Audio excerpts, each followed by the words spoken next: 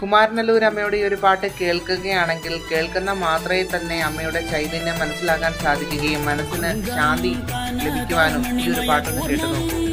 കേൾക്കുകയാണെങ്കിൽ അമ്മ നമ്മുടെ സമീപത്ത് വരുന്നതായി നമുക്ക് അനുഭവപ്പെടുന്നതാണ്. ഹെഡ്സെറ്റ് യൂസ് ചെയ്ത് കേൾക്കാൻ ശ്രമിക്കുക.